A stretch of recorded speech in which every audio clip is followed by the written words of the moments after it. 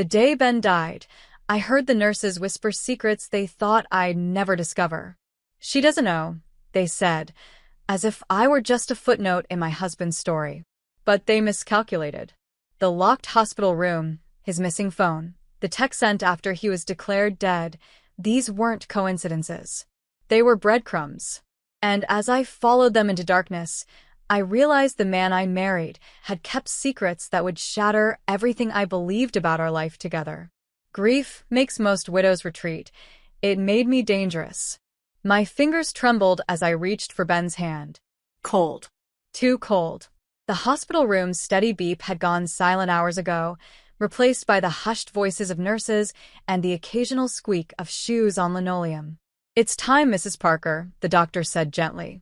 "You can say your goodbyes now." I nodded, unable to form words. Just 3 days ago, Ben had kissed me goodbye before work, complaining about a headache. By lunchtime, he was in the ER. By evening, in a coma. And now gone. A massive stroke at 35. "Can we have a moment alone?" I asked, my voice barely audible. The room cleared, and I sat beside the bed, studying my husband's face. The lines around his eyes that appeared when he left. The small scar above his eyebrow from a childhood fall. His dark hair, still messy, like always. "Ben," I whispered, "I don't know how to do this without you."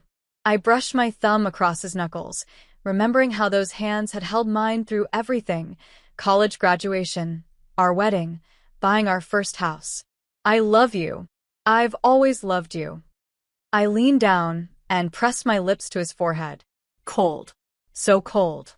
When I finally stood, my legs threatened to give way. The nurse at the door, Melissa, according to her badge, stepped forward to steady me. "Take your time, Mrs. Parker." I nodded, clutching my purse. "Thank you for everything you all did." I walked toward the door, my body moving mechanically while my mind remained trapped in a fog of disbelief. Ben couldn't be gone. Not my Ben.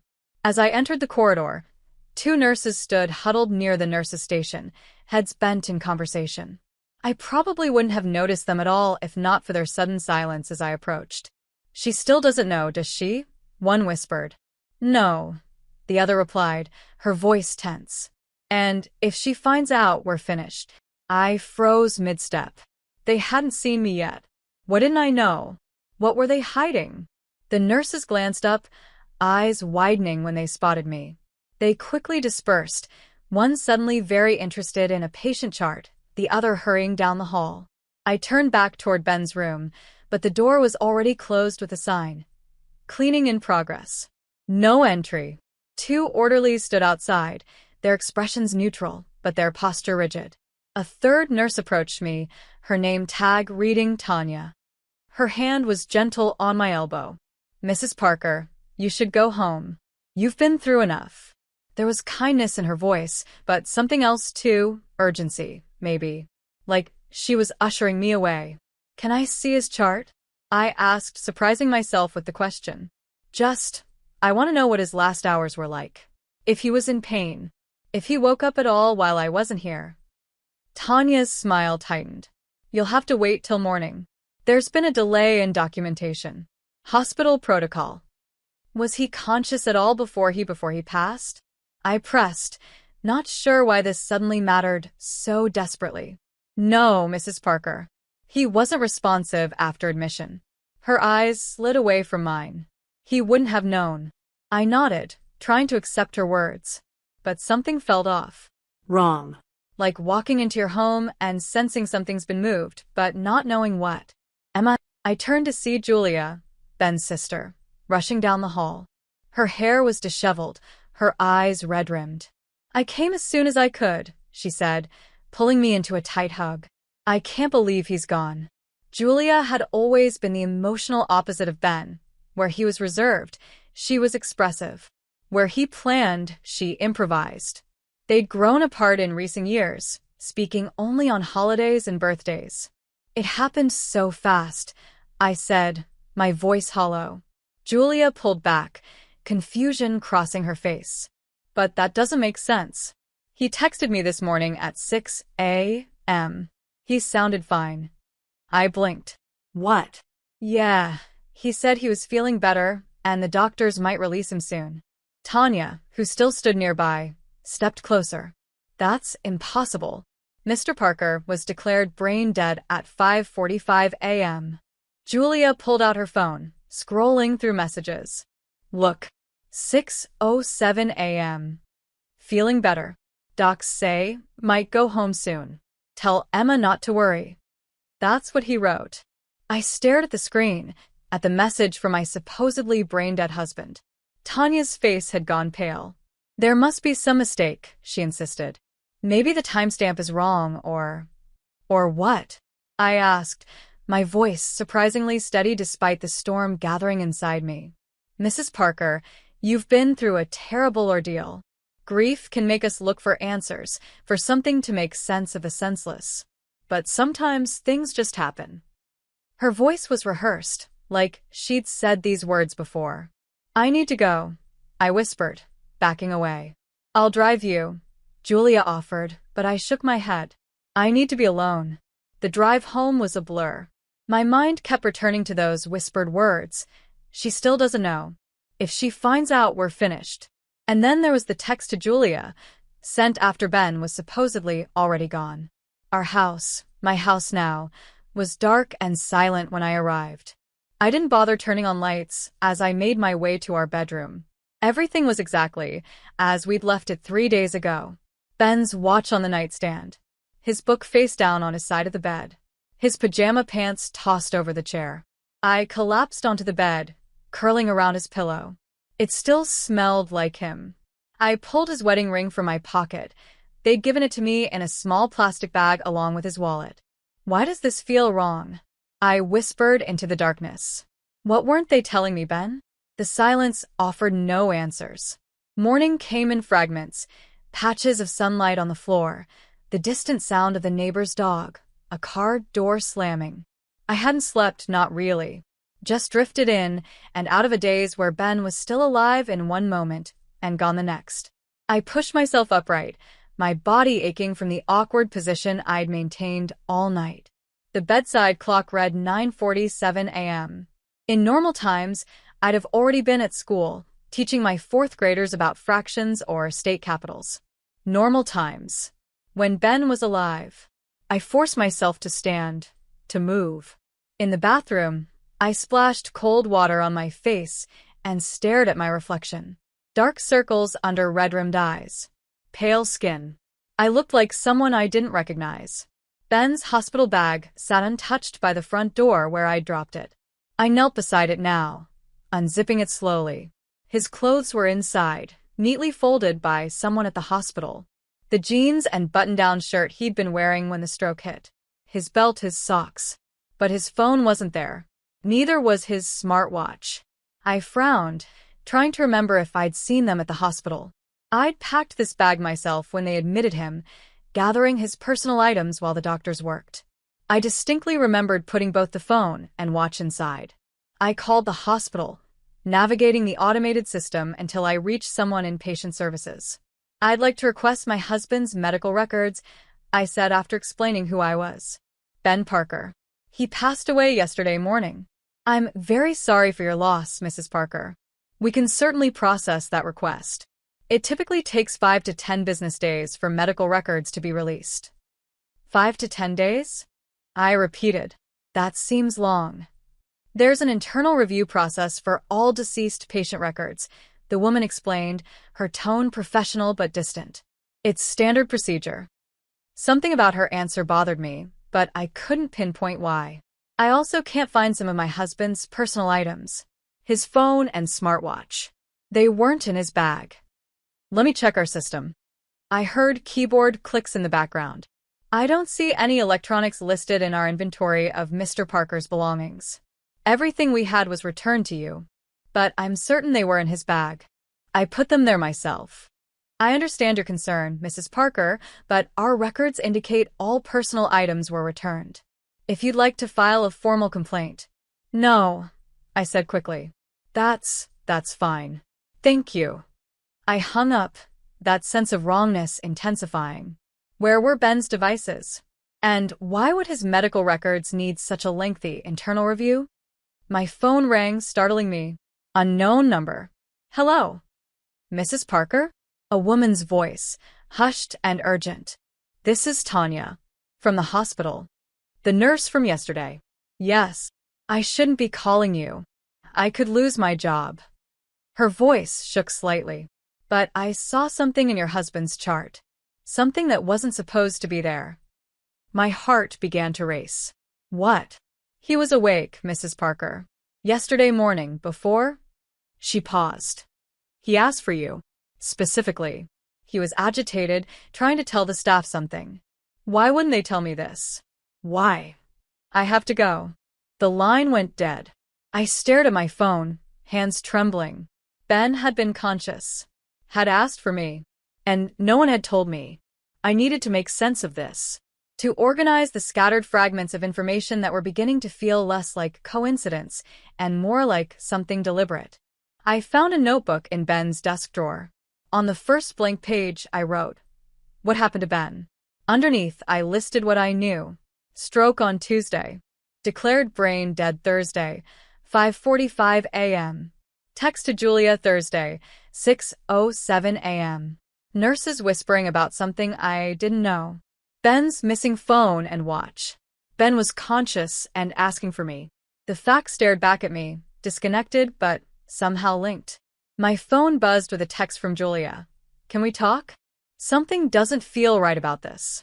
We met at a coffee shop downtown an hour later. Julia looked as sleep-deprived as I felt. Ben called me Tuesday night, she said, stirring her untouched coffee. After they admitted him. He sounded scared, Emma. Not about the stroke, about something else. He said he had something important to tell you. That he'd messed up. Messed up how?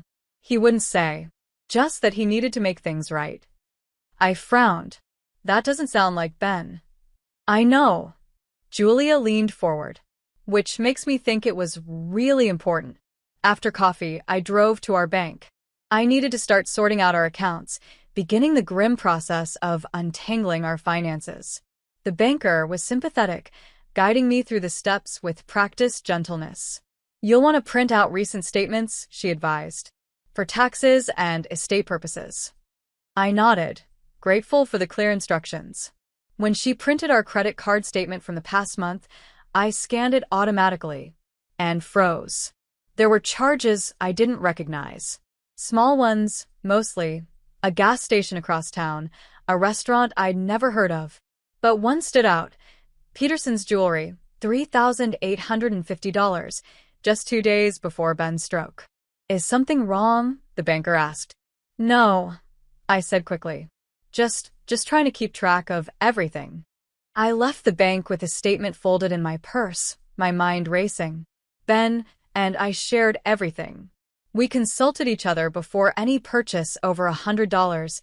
It was one of our first agreements as newlyweds. What had he bought for nearly $4,000 without telling me? Peterson's jewelry was downtown, a small, elegant shop with a green awning. I'd walked past it many times, but never been inside. The bell above the door chimed softly as I entered. A middle-aged man with glasses looked up from behind the counter. Good afternoon. How can I help you? I approached, suddenly uncertain. My husband made a purchase here recently. Tuesday. Ben Parker? Recognition flickered in the man's eyes. Yes, of course. He picked up a custom piece. He smiled. A beautiful choice. Can you tell me what it was? A ring. White gold with a sapphire center stone. He said it was a surprise for someone named Sophie. The floor seemed to tilt beneath me. Sophie? I'd never heard that name from Ben. Are you all right, ma'am? Fine. I managed. Did he say anything else about this? Sophie. The jeweler hesitated. Only that it was important to get it right. That she'd been waiting a long time. I thanked him and left, my mind spinning. Ben had bought another woman an expensive ring, had kept it secret, had told Julia he'd messed up. The pieces were falling into a pattern I didn't want to see. At home, I sat at Ben's desk, staring at his laptop. We knew each other's passwords, another thing we'd agreed on early in our marriage. No secrets.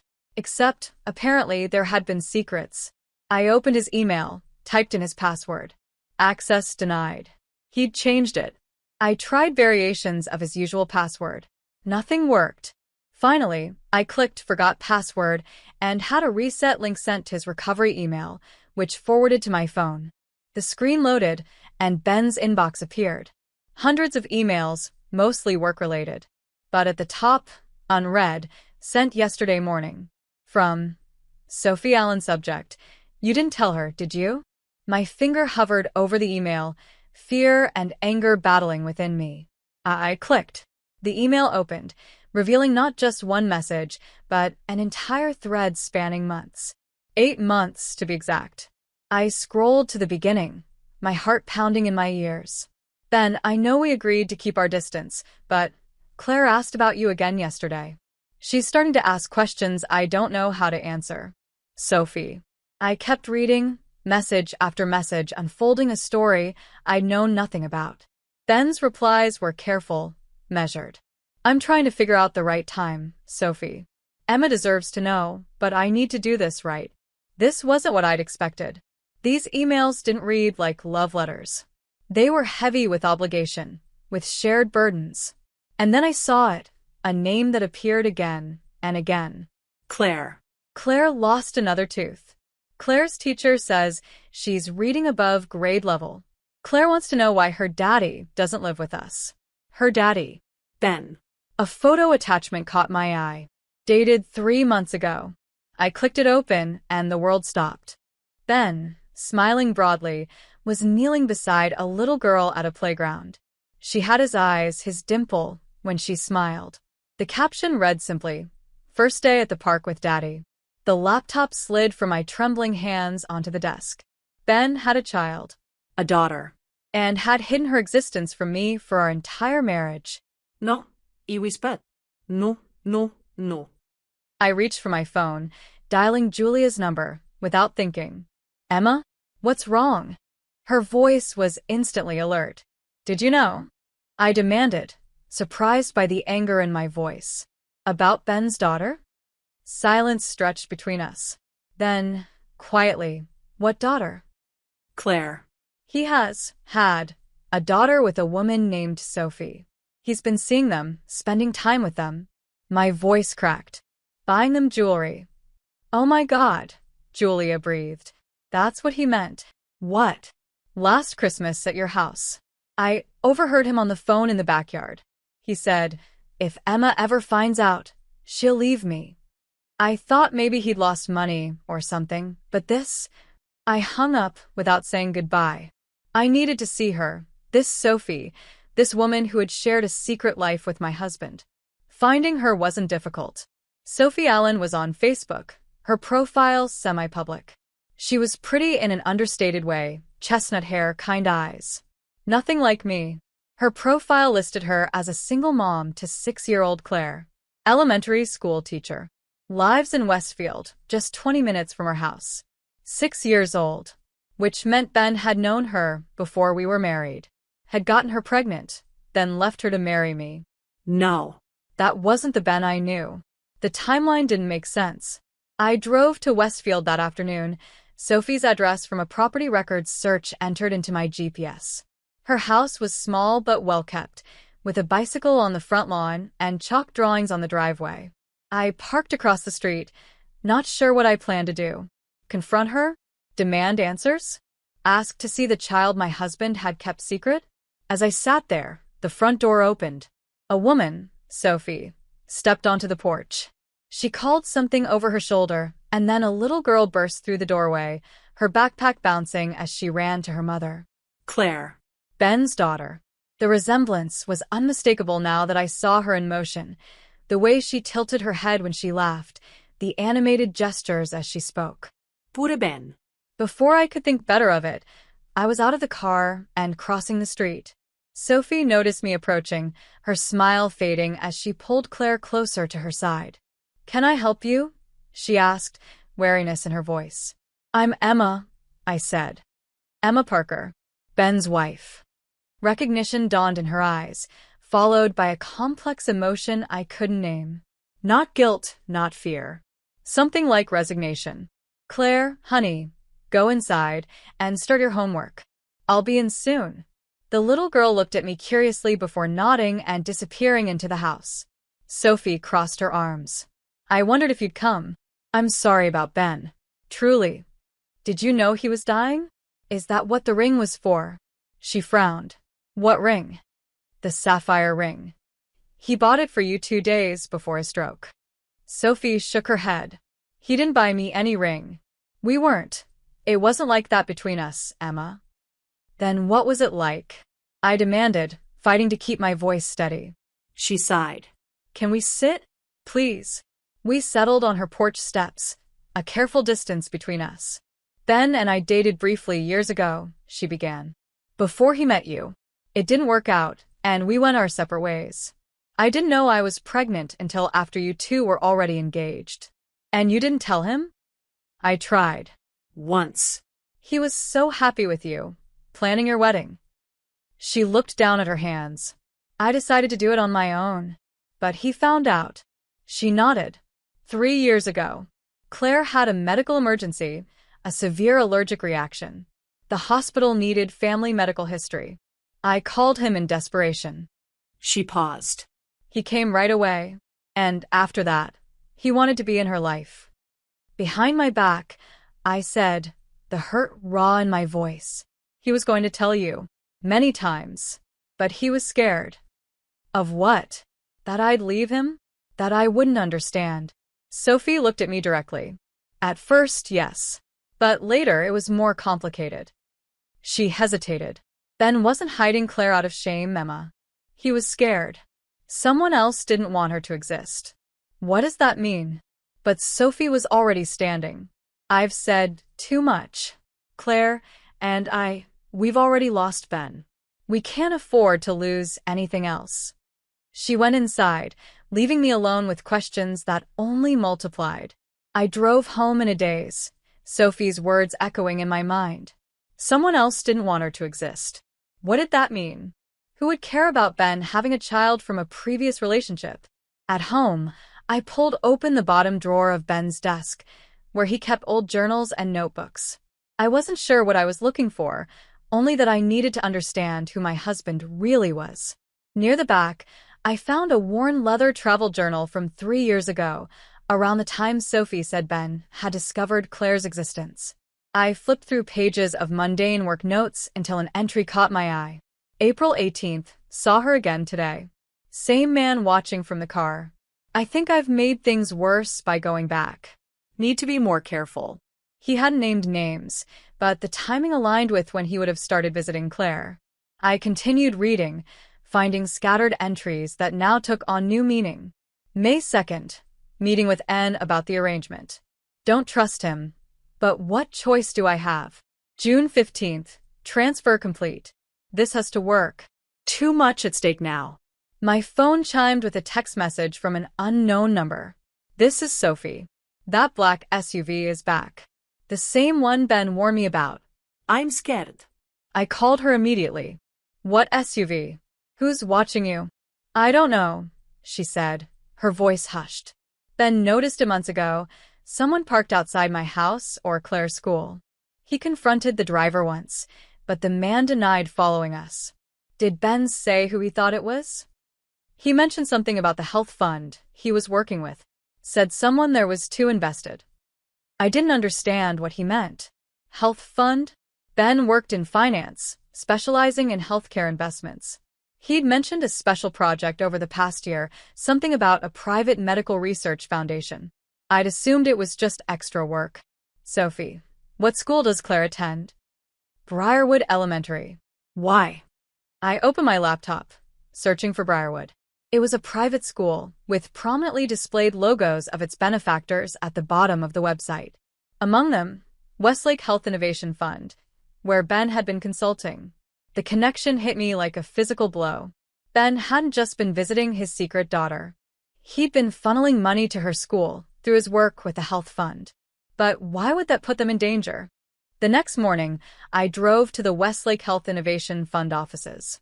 The building was sleek and modern, with tinted windows and a minimalist lobby. I approached the reception desk with forced confidence. Good morning. I'm Lisa Parker, Ben Parker's assistant. I need to collect some files from his office. The receptionist frowned. I wasn't aware Mr. Parker had an assistant. I work remotely, usually, but since his passing, I've been asked to gather his materials. I smiled, hoping she couldn't hear my pounding heart. I'll need to call upstairs for approval. While she dialed, I glanced around the lobby. Security cameras in every corner. Visitor badges with QR codes. A sign by the elevator. All visitors must sign confidentiality agreements before proceeding beyond reception. This wasn't just tight security. This was paranoia. I'm sorry, the receptionist said, hanging up. Someone will be down to speak with you. Minutes later, the elevator doors opened. A man in an impeccable suit approached, his smile not reaching his eyes. I'm Nathan Wells, Chief Security Officer, he said, extending his hand. You must be confused. Ben Parker didn't have an assistant. I felt my face flush. I'm not his assistant. I'm his wife, Emma Parker. Nathan's expression shifted subtly. Mrs. Parker, my condolences for your loss. But I'm afraid I can't allow you access to Mr. Parker's workspace. His contract included strict confidentiality provisions that survive his death. What was he working on here? I asked directly. I'm not at liberty to discuss that. But legally, you're no longer involved with any of it. His tone softened artificially. Ben's personal effects from his desk have already been packed up. I can have them sent to you. That would be appreciated, I said, swallowing my frustration. As I turned to leave, Nathan added, Mrs. Parker? Ben was a valuable member of our team. His dedication to certain projects will be hard to replace. The way he emphasized dedication sent a chill through me. Back in my car, I called Sophie again. What medical condition does Claire have? Why? Her voice was instantly guarded. Please, Sophie. It's important. She hesitated. She has Kaplan-Mercer syndrome. It's rare, a genetic disorder that affects her immune system and development. Why are you asking about this? Kaplan-Mercer syndrome. I'd never heard of it. The health fund Ben worked with. Did they ever reach out to you about Claire? Once. About 2 years ago. They wanted to enroll her in some clinical study. I refused. It felt too experimental, too risky. The pieces were starting to align, forming a picture I could barely comprehend. Ben's secretive behavior, the money trail, his fear. My phone rang, an unknown number again. Mrs. Parker? This is Thomas Grayson. I was your husband's attorney. I frowned. Ben and I shared a lawyer for our wills and house purchase. I don't understand. Our attorney is Richard Simmons. I was retained by your husband privately approximately 2 years ago. He left specific instructions that in the event of his death, I was to contact you after a brief waiting period. My grip tightened on the phone. What instructions? He left an envelope for you. He was quite explicit that it should be delivered in person and only to you. I met Thomas Grayson at his office an hour later. He was older than I expected, with kind eyes behind wire-rimmed glasses. Ben came to me in a state of considerable distress, he explained, retrieving a sealed envelope from his desk safe.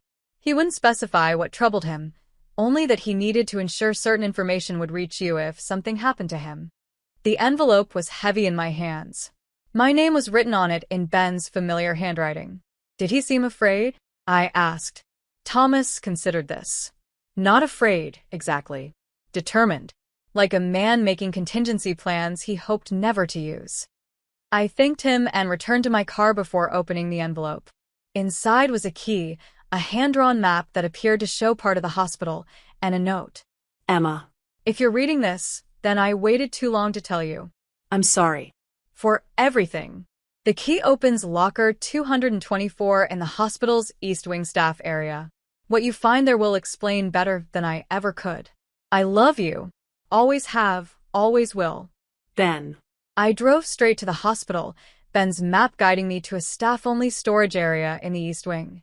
Using a service elevator as he'd indicated, I avoided the main areas where I might be recognized. Locker 224 was at the end of a quiet corridor. The key slid in perfectly. Inside were files, USB drives, and a handwritten letter on top. Emma, they didn't want her to live. I fought it. I did everything I could. The fund isn't what it seems. They're using children like Claire for something beyond medical research. When I found out, I tried to pull her out safely. They threatened me. Threatened Sophie. Said they'd withdraw all treatment if I exposed them. I had to play along. Had to keep you in the dark to protect you. If you're reading this, something's gone wrong. Get these files to Dr. Rachel Hansen at the State Medical Board. She's the only one I trust. Forgive me. Ben. I sank to the floor. The files scattered around me as grief and rage collided in my chest. The nurse's whispered words now made horrifying sense. She still doesn't know, does she? No. And if she finds out, we're finished. They weren't talking about an affair. They were talking about whatever had really happened to Ben, whatever he had discovered that had cost him his life. In that sterile hospital hallway, surrounded by my husband's desperate final message, I made a promise. I would uncover every secret Ben had died protecting, no matter what it cost me. I spent the night reading every document in Ben's locker. My eyes burned and my head throbbed, but I couldn't stop. Each page revealed another layer of a nightmare I could barely comprehend. Ben's letter was only the beginning. He'd kept meticulous records of everything: emails, meeting notes, recorded phone conversations. The full truth was laid out in his careful handwriting, each detail more shocking than the last. Claire had been diagnosed with Kaplan-Mercer syndrome at age 3. It was rare, potentially fatal, with no FDA-approved treatments. Sophie had struggled to find specialists who even recognized the condition, let alone knew how to treat it. Then Westlake Health Innovation Fund had reached out, seemingly by coincidence. They were running a clinical trial for a new treatment, they said. Claire would be perfect.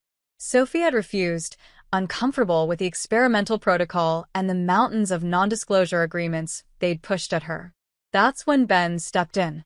Unknown to Sophie, he'd used his connections at work to enroll Claire in the study under modified paperwork.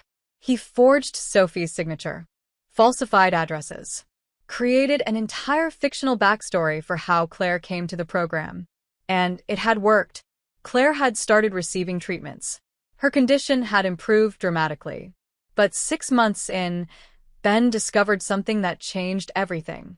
The fund wasn't just studying these children, they were using them. Testing boundary-pushing treatments that hadn't gone through proper channels. The children showing the most promise were being groomed for something called Phase 3, details of which Ben had been unable to uncover. When he tried to withdraw Claire from the program, they threatened to expose his fraud. Worse, they said they'd ensure Claire never received medical treatment anywhere again. They had the connections to make it happen. So Ben had made a devil's bargain. Silence in exchange for Claire's continued treatment. He'd become an unwilling accomplice, funneling money through legitimate-looking channels, helping them recruit other desperate families. All while keeping everything from me. The sun was rising as I finished reading, casting long shadows across our living room floor. I felt hollow, scraped out. The husband I thought I knew had been living a double life, not of infidelity, but of desperate choices and moral compromise. I called Sophie. "I know everything," I said when she answered. About Claire's condition. About what Ben did to get her into the program. Silence stretched between us. Then, he told you? He left documents. Letters. Everything. I paused. Did you know what he did? That he enrolled her without your consent. I found out last month, she said, her voice tight. I was furious. I threatened to go public, to report him and the fund. He begged me to wait. Said he was gathering evidence, building a case. He just needed time. Time he didn't get. The ring, I said suddenly. The sapphire ring he bought, it wasn't for you, was it? No, Sophie said softly. It was for Claire. Her birthstone. He wanted to give her something permanent, something that would last. She didn't finish the sentence. We both knew why. In case he wasn't around. We need to talk in person, I said. This isn't over. I met Sophie at a park the next day. Claire was at school, the school Ben had helped fund, I now realized. We sat on a bench, watching other children play, as we spoke in low voices. "How is she?" I asked. "Better than she's been in years," Sophie admitted. "The treatments, whatever they are, they're working. Her immune system is actually functioning. She's growing normally. She can run and play like other kids." "At what cost?" Sophie looked at me sharply. "What would you have done? Let her suffer?" Deep. "That's not what I meant," I said. Ben believed they're using these children for something beyond treatment. Something dangerous. "Then why didn't he stop it?" "Because he was trapped," I said. "They had leverage over him. And he was afraid for Claire." Sophie stared at the playground, where a little girl was climbing the monkey bars, her face set in determination. "Claire doesn't know any of this. She just knows that she feels better, and that then, her voice caught, that her dad visited sometimes and brought her presents." "Do you have copies of any paperwork from the fund? Anything you signed initially?" "Just the rejection letter I sent when I refused to enroll her." "Why?" "Because I need to understand exactly what we're dealing with." After meeting Sophie, I drove to Children's Medical Center. Dr. Rosenthal, according to Ben's notes, was Claire's primary physician and the liaison between the families and the fund. I checked the directory in the lobby and found his office on the 4th floor. Outside his door, I hesitated, then knocked. "Come in," called a voice. Dr. Rosenthal was younger than I expected, maybe early 40s, with kind eyes and a weariness that suggested long hours. His office walls were covered with children's drawings. "Can I help you?" he asked. "I'm Emma Parker," I said. "Ben Parker's wife." Recognition flickered in his eyes, followed immediately by caution. "I'm very sorry for your loss, Mrs. Parker. How can I assist you today?" "I'd like to talk about Claire Allen." His expression didn't change, but his hands stilled on the desk. "I'm afraid I can't discuss patients with non-family members." "I know about the Westlake program," I said. "I know Ben helped get Claire enrolled without proper consent. And I know the fund is doing something that goes beyond standard treatment protocols." Dr. Rosenthal glanced at his closed door, then back at me. "Mrs. Parker, I understand you're grieving, but these are serious allegations." "They're not allegations. They're facts. Facts that Ben documented extensively before his death." He was silent for a long moment. "What exactly do you want from me?" "The truth. Is Claire in danger?" He sighed heavily. "Sometimes helping someone means coloring outside the lines, Mrs. Parker. The treatments these children receive aren't approved through conventional channels because the conventional channels move too slowly for kids like Claire." "So, you falsify records? Coerce families? Threaten people who try to speak out?" "I treat my patients," he said firmly. "What the fund does with their data, how they secure their funding, that's beyond my control." "Is it? Or do you just look the other way because the results justify the means?" He stood abruptly. "I think you should leave, Mrs. Parker. I have patients waiting." "One more question," I said, remaining seated. "What is Phase 3? Dr. Rosenthal's face paled slightly. "I don't know what you're talking about," but I could see in his eyes that he did, and it frightened him. I left the hospital and drove directly to Claire's school. I parked across the street, watching as children poured out at dismissal time. Claire was easy to spot. Ben's eyes, Ben's smile, as she ran to where Sophie waited. She looked healthy, happy. Whatever was happening with the fund, whatever moral lines had been crossed, the treatment was working. Was it worth it? The deception, the compromise, the fear? As I watched Claire climb into Sophie's car, laughing at something her mother said, I could understand why Ben had thought so. But the cost was rising. 2 days later, Sophie called in a panic. "They've dropped Claire from the program," she said, her voice shaking. "Someone leaked information about unauthorized participants, and they're doing an internal audit. Claire's been removed from treatment effective immediately." My stomach dropped. What did they say? Just that there were irregularities in our paperwork that needed to be addressed. That Claire's participation is suspended indefinitely. She took a shuddering breath. "Emma, without those treatments, her condition could regress. Everything she's gained could be lost." I thought of Ben's desperate note. They didn't want her to live. I fought it. I did everything I could. What if exposing the truth meant Claire would suffer? Was justice worth a child's health, her life? I'll call you back, I said. That night, I sat at Ben's desk, surrounded by his files, torn between two impossible choices. Expose the fund's unethical practices and risk Claire's health, or stay silent and let them continue using vulnerable children for whatever phase 3 entailed. Ben hadn't found a way out of this maze. Had his death been the result of trying? My phone rang. Unknown number. Hello. Mrs. Parker? My name is Travis Harmon. I was a colleague of your husband's. We need to talk. We met at a diner off the highway, a place unlikely to be frequented by anyone connected to Westlake. Travis Harmon was in his 50s, with graying hair and sharp eyes that missed nothing. I worked with Ben on the initial Westlake partnership, he explained, his coffee untouched. I was the whistleblower who exposed their previous fund's tactics 3 years ago. Previous fund? Travis nodded grimly. They've operated under different names. Westlake is just the latest iteration. They find a legitimate medical need, rare diseases with no established treatments, and use it as a shield for their real operations. Which are what, exactly? He glanced around before continuing in a lower voice. Developing biological enhancements that go way beyond treating disease. Military applications mostly. But they need human subjects, and children are ideal. Their systems are more adaptable.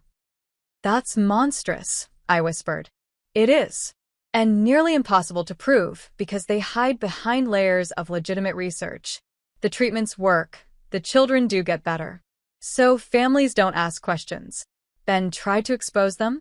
Travis's expression softened. Ben was caught in the middle. He discovered what was happening after Claire was already enrolled. They had him cornered. Expose them and lose Claire's treatment, or help them and keep her alive. He paused. He chose a third option. He began gathering evidence, building a case that would be too strong to ignore. And they found out. He nodded. I believe so. Ben contacted me the night before his stroke. Said he had everything we needed to shut them down for good. I thought of Ben's missing phone and watch. They took his devices from the hospital. His evidence. Not all of it, Travis said. Ben was smarter than that. He kept backups. That's what I need your help to find. For the next week, Travis and I worked methodically through everything Ben had left behind. The files from the locker, his home office, every digital account we could access. We built a timeline of events, cross-referencing each piece of evidence. Sophie joined our efforts, bringing every document she had related to Claire's condition and treatment. Her initial hesitation had hardened into determination. I want to do this the right way, she said. Or we keep running forever. We were making progress when Travis received a troubling phone call. That was my contact at the medical licensing board, he said, hanging up. Someone's been asking questions about Claire's case. Specifically. Who? They wouldn't say. But shortly after, Claire's doctor received an official notice questioning her treatment history. That evening, Sophie called in a panic. There's a black SUV parked outside my house again. They've been there for hours. I drove to her house immediately. By the time I arrived, the SUV was gone, but Sophie remained shaken. Claire keeps asking when she'll get her medicine again, she said, her voice breaking. I don't know what to tell her. We're close, I promised. We just need a little more time. The next day, a local reporter named Rita Mendoza reached out to me. She'd been investigating Westlake for months after receiving anonymous tips about irregularities in their clinical trials. I heard whispers about a patient named Claire, she explained when we met in a coffee shop far from the hospital, and about a financial analyst who was asking too many questions. My husband, I said. She nodded. I'd like to help, but I need to understand exactly what we're dealing with. I shared a carefully selected portion of what we discovered, enough to give her context without compromising our evidence or putting Claire at risk. This is bigger than I thought, Rita said. And more dangerous. Are you sure you want to pursue this? I don't have a choice, I said. Neither does Claire. That night, I returned home to find a letter from my school district. My teaching position was being reviewed due to financial irregularities in my classroom expense reports. Reports that had never been questioned before. They were coming after me now. The next day, Travis obtained something invaluable, an audio recording from an anonymous source inside Westlake. Ben's voice was unmistakable, arguing with a man identified only as director. "You can't pull her from the program," Ben said, his voice tense. "She needs these treatments." "Then sign the Phase 3 authorization," the director replied coldly. "It's a simple choice, Parker. You either sign this or she dies off the program. You choose." "You're asking me to consent to something without telling me what it is. We're asking you to trust the process that's kept Claire alive for 2 years. Your choice." The recording ended there. Travis looked grim. This is what we needed. Proof of coercion. "It's not enough," I said. "We need to know what Phase 3 actually is." With Rita's help, we scheduled an emergency court hearing. The judge, a stern woman named Eleanor Winters, agreed to see us privately given the sensitive nature of the case and the potential risk to a minor. "We'll push for Claire's immediate reinstatement in treatment," Travis explained as we prepared. "But we'll also present evidence of the fund's coercive practices and demand an independent investigation." The night before the hearing, Sophie called, her voice shaking. "Someone slashed my tires," she said. "All 4. And they left a note on my door." "What did it say?" "She's not worth it. Neither are you." I felt cold rage building in my chest. "Stay with a friend tonight. Don't tell anyone where you're going. We'll pick you up in the morning." As I hung up, I realized I was no longer afraid. These people had taken my husband. They'd threatened a child. They'd tried to intimidate us into silence. But silence wasn't an option anymore. The courthouse was quiet when we arrived, our hearing scheduled before regular sessions began. Travis had arranged for a private entrance to avoid attention. The judge's chambers were wood-paneled and austere. Judge Winters watched impassively as we took our seats. Across from us sat 3 men in expensive suits, Westlake's legal team, led by a sharp-eyed woman named Diane Marshall. "This is highly irregular," Marshall began. "An emergency hearing based on speculative claims." "I've reviewed the initial evidence, Counselor," Judge Winters interrupted, "and I find sufficient cause for concern." "Proceed." Travis presented our case methodically, walking the judge through the documentation. Ben's records, the forged consent forms, payment trails showing how money flowed through shell companies, and finally, the audio recording of Ben being threatened. "What we have here, Your Honor," Travis concluded, "is a systematic pattern of exploitation. Vulnerable families with children suffering from rare diseases are targeted, coerced, and then trapped in a program that goes far beyond ethical medical research." "These are serious allegations," Judge Winters said. "What does the fund have to say?" Marshall stood. "Your Honor, Westlake Health Innovation Fund operates under strict FDA oversight. Our clinical trials have saved countless lives, including Claire Allen's. Yes, there are confidentiality requirements. Yes, we protect our intellectual property. But the suggestion that we're conducting some kind of sinister experiment is absurd." "Then explain Phase 3, I said, unable to stay silent. Marshall's eyes flickered to me. Phase 3 is standard terminology in clinical trials. It simply refers to the final testing phase before FDA approval. Then why won't you tell the families what it involves?" Travis countered. "Proprietary information," Marshall replied smoothly. "But I assure you, it's both safe and effective." Sophie took the stand next, nervous but determined. She explained how she'd initially refused to enroll Claire, how she'd later discovered Ben had forged her consent, and how Claire had been abruptly removed from treatment when questions arose. "Has Claire benefited from these treatments?" Judge Winters asked. Sophie's eyes filled with tears. Yes. Dramatically. "She was so sick before. Now she's like any other child her age. Yet you're here opposing the fund. Why?"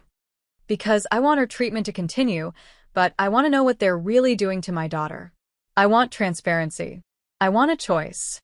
Marshall's cross-examination was brutal, attempting to paint Sophie as an unfit mother who had neglected Claire's care until Ben stepped in.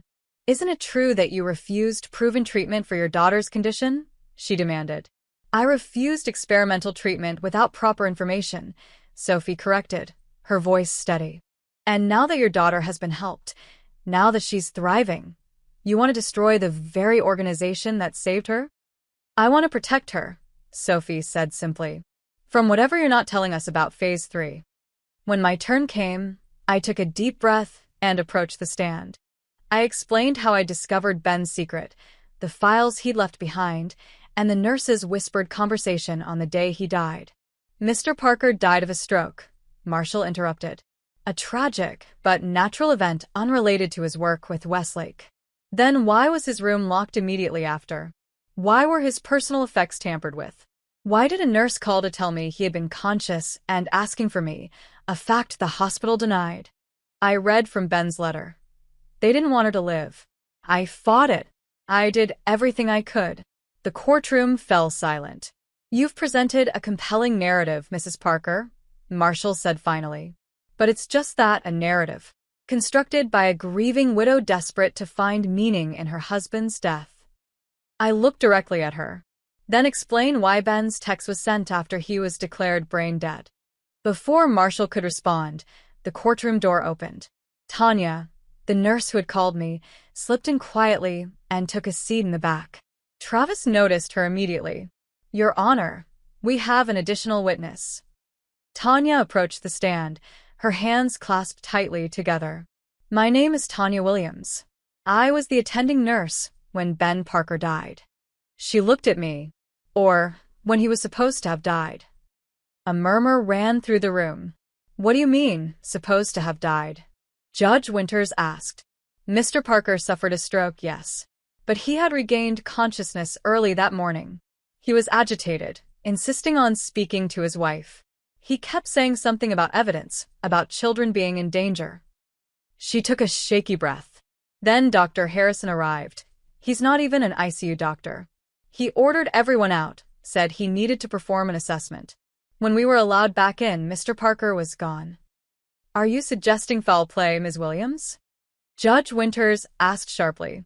"I'm stating what I saw, Your Honor." Several of us raised concerns. 2 days later, our employment records were flagged for procedural violations. Most of us were offered transfers or severance packages. "This is outrageous," Marshall interjected. "Unfounded accusations." "Ms. Marshall," Judge Winters said firmly, "I suggest you allow the witness to finish." Tanya continued, describing how Ben's room had been immediately sealed, how his personal effects had been inventoried by fund security rather than hospital staff, how the timeline of his death had been altered in official records. By the time she finished, even Marshall's composure had cracked. Judge Winters called a brief recess, returning 30 minutes later with her decision. "What happened here," she began, "represents a profound breach of trust, medical, legal, and ethical. While I cannot yet determine the full extent of wrongdoing, the evidence presented today warrants immediate action." She ordered Claire's reinstatement into treatment under court-monitored supervision. The fund was required to provide complete documentation of all protocols, especially Phase 3. An independent medical review board would oversee Claire's care. Additionally, she concluded, "I am ordering a full investigation into the circumstances surrounding Benjamin Parker's death. Ms. Williams, you'll be granted whistleblower protection." As we left the courtroom, I felt a strange mixture of victory and grief. The truth was coming to light, but it couldn't bring Ben back. Outside, Sophie hugged me tightly. "Thank you," she whispered, "for fighting for her when you didn't have to." I hugged her back, realizing that in this moment, the walls between us, between Ben's two worlds, had finally crumbled. 3 months passed. Spring turned to summer, bringing with it a gradual return to something resembling normalcy, though nothing would ever be truly normal again. The investigation into Westlake expanded beyond Claire's case.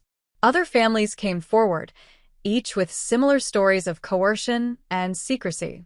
Phase 3, it turned out, involved genetic modifications that went far beyond treatment. enhancements designed to create children with heightened immune responses that could be replicated for military applications. Ben's death was officially reclassified as under investigation. The hospital administration was overhauled, with several key figures resigning amid allegations of collusion with the fund.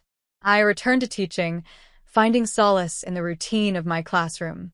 My fourth graders knew only that Mrs. Parker had lost her husband and had been helping a sick little girl.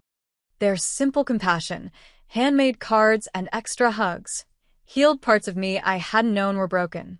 In June, I published a piece in the local paper titled "The Secrets My Husband Died With" and "Why I Forgive Him." I wrote about Ben's impossible choices, about the moral complexities of desperate love, about how good people can make terrible decisions for the right reasons. I cannot condone what Ben did, I wrote. The deception, the forgery. But I understand why he did it. He saw a child suffering and chose action over inaction, even at great personal cost. In the end, he tried to make it right. That, I believe, is what defines us, not our mistakes, but our attempts to correct them. The article was picked up by national media. Other whistleblowers contacted Travis, sharing similar stories from different medical research facilities. What had begun as one family's nightmare was exposing a pattern that stretched across the country. Sophie brought Claire to visit me one sunny afternoon. I had been hesitant about meeting her, this child who had been the center of so much pain and secrecy. But when she bounded up my front steps, a drawing clutched in her hand, all reservations vanished. "This is for you," she said, handing me the paper. "Mom says you helped make the bad doctors go away." The drawing showed 3 stick figures inside a heart. They were labeled, Mom, me, Ms. Emma. "It's beautiful," I said, kneeling to her level. "Thank you, Claire." She had Ben's smile, his curious eyes. But she was entirely her own person, vibrant, resilient, untouched by the adult battles that had raged around her. As Claire explored my backyard, Sophie and I sat on the porch steps. "The new treatment protocol is working," she said. "No more secret injections or unexplained procedures. Just straightforward medicine, fully documented." "Good," I said. "That's good." She looked at me sideways. "You didn't have to help us. After what Ben did, lying to you all those years, you could have walked away." "I thought about it," I admitted, "for about 5 seconds." "What changed your mind?" I watched Claire as she discovered a butterfly in my garden, her face lighting up with wonder. "At first, I was helping Ben, finishing what he started. Now," I gestured toward Claire, "now I'm helping her."